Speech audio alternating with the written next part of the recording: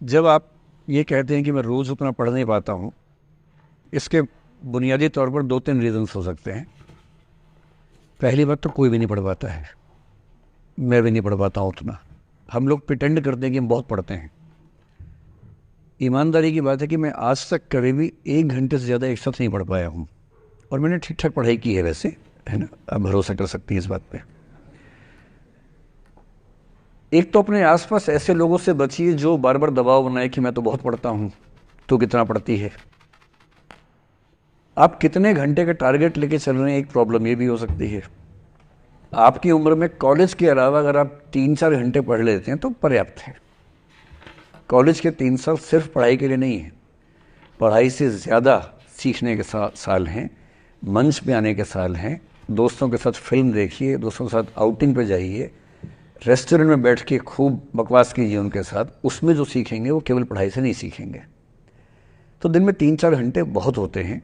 और बाकी मैं एडवाइस करता हूँ बच्चों को कि बहुत सारी एक्टिविटीज़, जिसमें से एक एक्टिविटी चाय की दुकान पर दोस्तों के साथ बैठना, 1 घंटे बात करना भी शामिल है। पर्सनैलिटी ग्रूमिंग के लिए बहुत ज़रूरी है।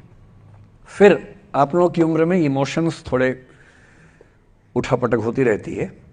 अगर आप महीने के 30 दिन में से 6-7 दिन बीच में नहीं पढ़ पाते डिस्टर्बेंस से, तो इसका मतलब है कि आप दिमागी तौर पर एकदम ठीक हैं। चिंता उनकी है कि जो रोज पढ़ रहे हैं। इसका मतलब वो अपनी उम्र में जी नहीं रहे, वो किसी और उम्र में जी रहे हैं। तो ठीक है, कभी कभी डिस्टर्बेंस है कि उसको एंजॉय कीजिए। डिस्टर्बेंस बस सुंदर प्यारी होनी चाहिए, इतना ध्यान रखिए, है ना। जिसकी वजह से नींद उड़ी हुई है वो अच्छा होना चाहिए, बाकी तो ठीक है। Namaste, sir. Thank you, sir, for this session, sir. I extend my gratitude, sir. It was an honor to listen you, sir. Sir मेरा आपसे सवाल होगा कि कई एक आध एग्जाम्पल होंगे सर जहां आपने लेट गो किया होगा, आप अपने जीवन में भी किसी चीज़ में लेट गो किए होंगे, तो कोई एक आध ऐसा एग्जाम्पल आप शेयर करना चाहे जिससे हमें भी प्रेरणा मिले। मैं बताता हूँ आपको। जो मैंने कहा कि 7-8 साल पहले मैं थोड़ा एंग्जाइटी का शिकार हुआ। कई कारण थे, पर उसमें 2-4 लोग ऐसे थे जिन्होंने मेरा जीना मुश्किल कर दिया था उस समय। मतलब उन्होंने कर दिया, मैंने करवा भी लिया। अब तो मैं करवाता ही नहीं, तब मैंने करवा लिया था। अजीब किस्म के लोग पीछे पड़ के रात दिन 24 घंटे तनाव देते रहना बिना किसी बात के, कोई वजह भी नहीं चाहिए ऐसी। मैं बड़ा परेशान रहा। फिर बाद में परिस्थितियां बदल गई, मैं ठीक हो गया, मेरी स्थितियां ज़्यादा बेहतर हो गई। तो उन दिनों मैंने एक रहीम का दोहा पढ़ा, वो मेरे जीवन का उसूल बन गया। उसके बाद से 1-2 बार मेरे मन में आया कि मैं भी दुश्मनी कर लूं और दिखा दूं, और मेरे पास ताकत उनसे ज़्यादा थी उस समय भी, आज भी है। पर अगर मैं किसी के उकसाने पे उसके जैसा हो गया तो जीता तो वही। जब मैं ही नहीं रहा तो फिर तो कोई और लड़ रहा है, मैं रहा ही नहीं, वो जीत जाएगा। मेरी असली कश्मकश ये थी कि बिना उसके जैसा हुए इस चीज़ से बाहर निकलना है। ये कुछ वैसे कि आप सड़क पे जा रहे हैं, कीचड़ में सूअर लोटा हुआ है, उछल उछल लौट रहा है, आपके सफ़ेद कमीज पे छींटा पड़ गया। अब 2 ऑप्शंस हैं, या तो हिसाब बराबर करने के लिए उतर जाइए, उसको आप कैसे गंदा करोगे, वो तो पहले ही मस्त है उसी गंदगी में, उसका तो स्वभाव है। आपका एक छींटा है, आप पूरी कमीज गंदी कर लेंगे वहां जाके। तो सबसे अच्छा क्या है, वहां से निकल जाना, लेट गो कर देना। तो मैंने रहीम का एक दोहा अपना सार बना लिया। रहीमन ओछे नरन सो बैर भली ना प्रीति। रहीमन ओछे किस्म के लोगों से ना बैर अच्छा है ना प्यार अच्छा है। काटे चाटे श्वान के दुह भांति विपरीति। कुत्ता काटे तो दिक्कत, कुत्ता चाटे तो दिक्कत। तो मेरा उसूल क्या है, इस तरह के लोगों से ना दोस्ती ना दुश्मनी, ना दिल में ग्रजेस रखने हैं कि हिसाब बराबर कर दूंगा, हरा दूंगा, रखना ही नहीं। और मेरी अब ठीक ठाक दोस्ती तो क्या होगी, मतलब जब हम मिलते हैं बड़े प्यार से मिलते हैं, मुझे दिक्कत है ही नहीं, नाराज़गी भी नहीं है। मुझे लगता है कि वो अपना धर्म निभा रहा था, मैं अपना निभा रहा हूँ। और अगर मैं दुश्मनी पाल लेता अपना बीपी बढ़ाता, डायबिटीज़ करवा लेता। मैंने पाला ही नहीं, ना मैं पालता हूँ। और भी ऐसे कई इंस्टांसेस हैं जहाँ दुश्मनी करने का पूरा स्कोप था, पर मैं दुश्मनी करता नहीं, मुझे शौक ही नहीं दुश्मनी करने का। मेरा दुनिया में एक भी दुश्मन नहीं है, मतलब मैं कईयों का हूँ, मेरा एक भी नहीं है।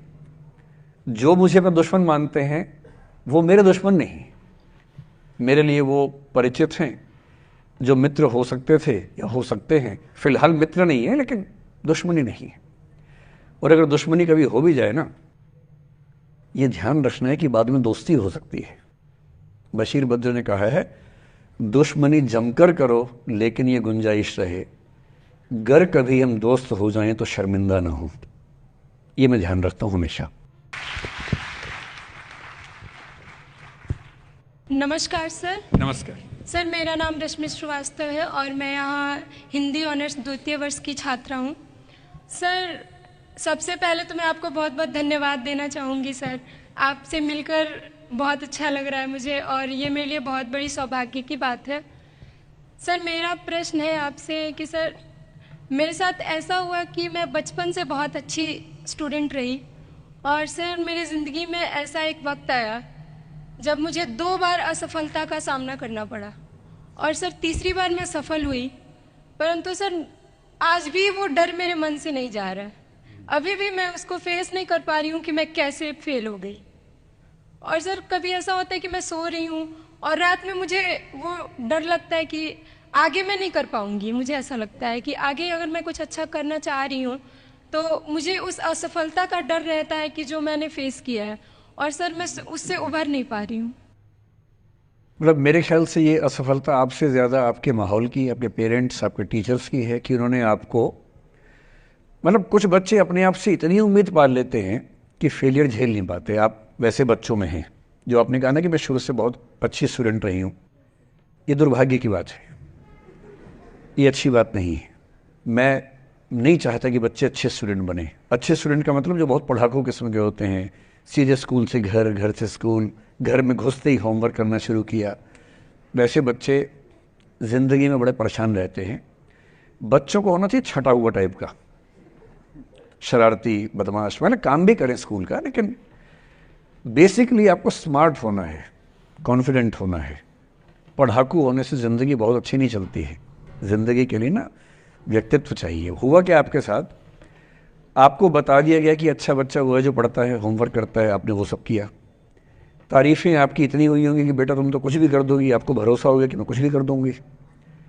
लेकिन ऐसी ऐसी तारीफ़ें हर गांव, हर मोहल्ले में कई बच्चों की हो रही थी। जब उन सब में कंपटीशन हुआ तो कुछ सफल हुए, बहुत सफल नहीं हो पाए। तो जो सफल नहीं हो पाए उनको बहुत बेचैनी हुई। आपका सौभाग्य है कि अब तीसरी बार में सफल हो गई। कई ऐसे लोग हैं जो कभी सफल नहीं हुए ज़िंदगी में, उनको भी तो जीना है। तो मैं एक ही बात कहूँगा, अपने आप से उम्मीदें कम कर लीजिए। और ये आसान नहीं होता है। इसका तरीका ये है कि 1-2 ऐसे अच्छे दोस्त जो अच्छे भी हैं, दोस्त भी हैं और बहुत उम्मीदें ना रखते हैं, ना आपको रखने देंगे अपने आप से। डायरी लिखने से लेकर कुछ अच्छे उपन्यास पढ़ना, अच्छी फिल्में देखना, जो आपको सहज होना सिखाएं, न कि महान होना सिखाएं। महानता से बड़ा कोई रोग नहीं है, इस चक्कर में नहीं पड़ना है। सामान्य होना है। असली जद्दोजहद सामान्य होने की है, महान होने की नहीं। सहज होना है। तो अपने आप से क्या कहना, रोज़ कहना है, कोशिश पूरी करूँगी, सफलता मिल गई तो बढ़िया, नहीं तो क्यों डरे, ज़िंदगी में क्या होगा, कुछ ना होगा तो तजुर्बा होगा, और भाड़ में जाए सीधी सी रात। नमस्ते सर। सर मेरा क्वेश्चन थोड़ा सा इनसे अलग है। सर जैसे आपने कहा कि लेट गो करना चाहिए, लेकिन क्या करना चाहिए? लेट गो हाँ, करना चाहिए।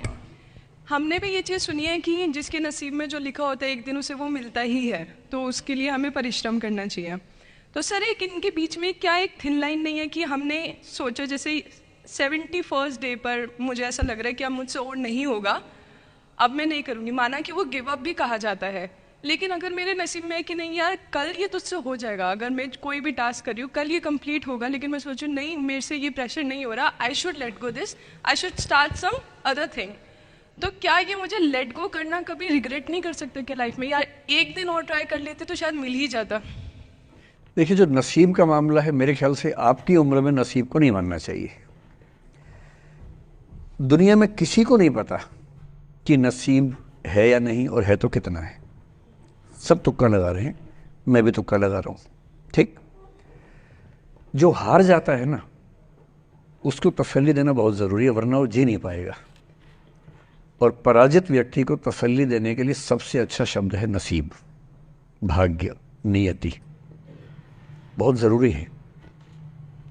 और इसलिए एक उम्र के बाद गीता का सार पढ़ना बहुत ज़रूरी है। समझना पड़ता है कि सब कुछ हमारे हाथ में नहीं होता है, सच में नहीं होता है।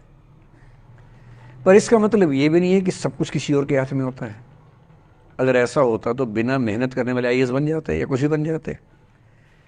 ये हो सकता है कि आईएएस बनने के एग्जाम में 10 ने मेहनत की, उनमें से 8 का हुआ, 2 का नहीं हुआ। पर यह नहीं हो सकता कि एक आदमी ने मेहनत नहीं की तो उसका आईएएस हो गया। बिना मेहनत के तो नसीब भी नहीं मिलने वाला है। इसलिए ये मान लीजिए कि कुछ ना कुछ चीज़ें हमारे कंट्रोल में नहीं है, लेकिन जितना कंट्रोल में है उस पर पूरी ताकत लगाएंगे, पूरा डिसिप्लिन रखेंगे, तो हम अपनी किस्मत सबसे अच्छी लिख पाएंगे। सबसे अच्छी मतलब बाकियों से नहीं, मेरी जितनी अच्छी हो सकती है उतनी अच्छी लिख पाएंगे। और इसलिए अगर आपको लगे कि मैं नहीं कर पाऊंगी कोई काम, तो उसको गिव अप ही कहते हैं। लेट गो का मतलब तब होता है जब आप मन भर चुका है, अब उसकी ज़रूरत महसूस नहीं हो रही। जैसे आईएएस बनने की कोशिश कर रहे हैं, नहीं बन पाए, तैयारी छोड़ दी, गिव अप है। बन गए, नौकरी की, मज़ा नहीं आया, छोड़ दिया, ये लेट गो है। लेट गो करने के लिए पहले हासिल करना पड़ता है, या हासिल होने से पहले उस मनोभूमि पर पहुंचना पड़ता है जहां हासिल होने का सुख आपने महसूस कर लिया और उसमें मज़ा नहीं आया, ठीक ही है, औसत है, तब छोड़ दिया। इसलिए आपकी उम्र को शोभा नहीं देता कि हम नसीब की बात करें, ये शोभा देता है मेरी उम्र को। तो 30-40 के बाद नसीब, भाग्य, नियति चलेगा। फिलहाल कर्म पे भरोसा कीजिए, मेहनत, डिसिप्लिन, और मोटिवेशन से ज़्यादा महत्वपूर्ण है डिसिप्लिन, ध्यान रखिएगा। मोटिवेशन का ग्राफ ऐसा होता है, फिर ऐसे नीचे आता है धीरे धीरे। डिसिप्लिन ऐसे रहता है, और डिसिप्लिन वाला व्यक्ति हमेशा मोटिवेशन वाले व्यक्ति से ज़्यादा सफल होगा, ये मान के चलिए। सबसे अच्छा क्या है? Motivation with discipline. तो कोशिश कीजिए कि नसीब पे ना छोड़िए, अपने भरोसे कीजिए। All the best.